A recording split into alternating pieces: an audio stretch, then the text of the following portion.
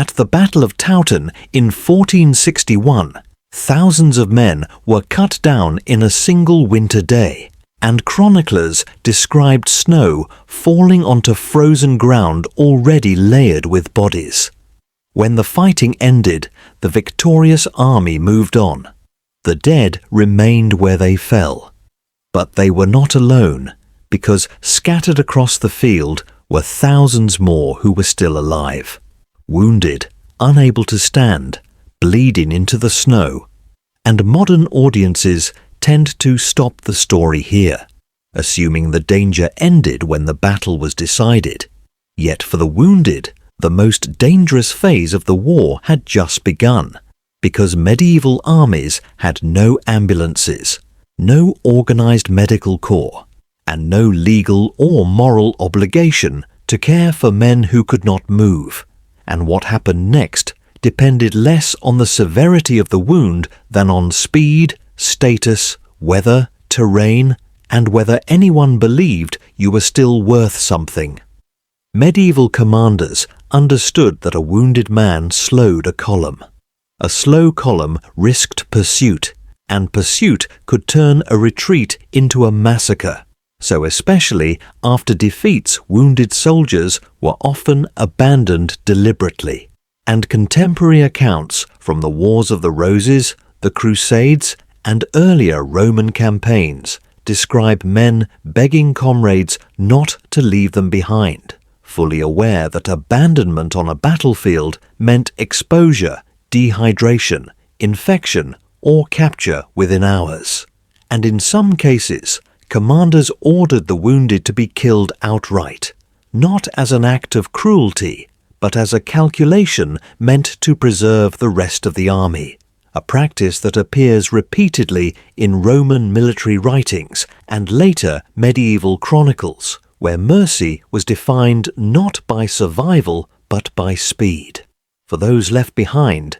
capture was not necessarily salvation, because enemy forces did not always execute wounded opponents immediately, instead mutilating them in ways meant to communicate power, cutting off hands, feet, ears, noses, or blinding survivors, practices documented in border wars across medieval Europe, in Viking raids, and in Byzantine and Islamic conflicts, where mutilation served as a warning more effective than occupation, creating living evidence of defeat that could walk back to its own people. If a wounded soldier avoided mutilation, his fate was shaped almost entirely by social rank, because medieval warfare operated under two parallel systems that rarely intersected, one for elites and one for everyone else, and a wounded knight or nobleman was often spared regardless of injury because he represented ransom, leading to a negotiated economy in which broken bones did not diminish value and sometimes increased it, since an injured captive was easier to guard and less likely to escape, a reality well documented during the 100 Years' War, where wounded nobles were held, fed, and exchanged months later, while common soldiers rarely received such consideration and, if captured, were far more likely to be enslaved,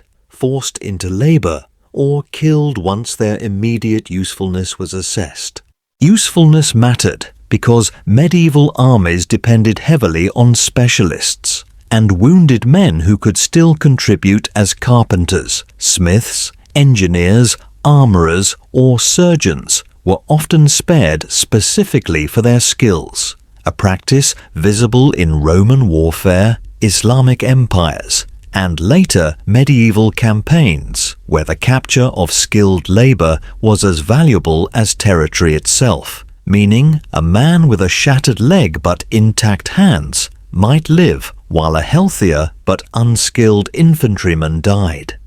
In some regions, particularly along steppe frontiers and within expansionist empires, wounded captives were pressed into service, not out of loyalty but survival, carrying supplies, repairing equipment, tending animals, or eventually fighting under a banner they had opposed days earlier, a process that stripped identity and allegiance down to their most basic function, because refusal often meant death.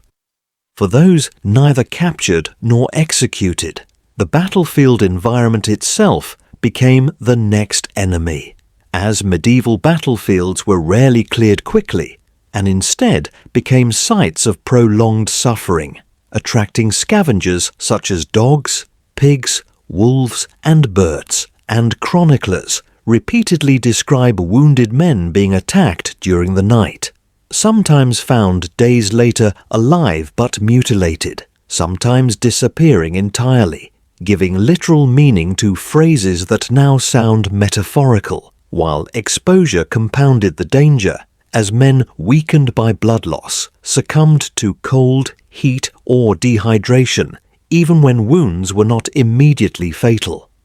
Medical treatment, when available, offered uncertain hope, because medieval surgery relied on knives, saws, cauterizing irons, wine, vinegar, honey, and cloth bandages that were often reused, with amputation employed not as a last resort, but as a preventative against gangrene, and infection killed far more wounded soldiers than weapons ever did, while healing was understood as both physical and spiritual, combining practical intervention with prayer, charms, relics, and astrology, not because medieval people were ignorant, but because they inhabited a world where unseen forces were believed to shape outcomes as reliably as steel, and survival often depended more on luck and timing than on technique. Sometimes wounded soldiers were abandoned intentionally as part of strategy, because leaving injured men behind forced the enemy into a moral and logistical dilemma: stop to care for them and lose momentum, or move on and accept the reputation of butchers, turning the wounded into weapons even after the fighting ended, draining manpower, time, and resources, a tactic referenced in Roman texts and later medieval campaigns alike. Across all of this ran the clearest rule of medieval warfare, that survival depended less on injury than on status, because a wounded noble might receive shelter, food, guards, and negotiation, while a wounded peasant might receive nothing at all. And this disparity explains why so many medieval survivors returned home permanently altered, missing limbs, enslaved, impoverished, or traumatized if they returned at all, and why surviving a medieval battle was not a victory but an entry into a second, quieter war fought against infection, exposure, scavengers, exploitation, and human calculation. A war most did not win, and while history records victories, tactics, banners, and commanders, it rarely records the thousands who lived long enough to discover that surviving the fight was only the beginning.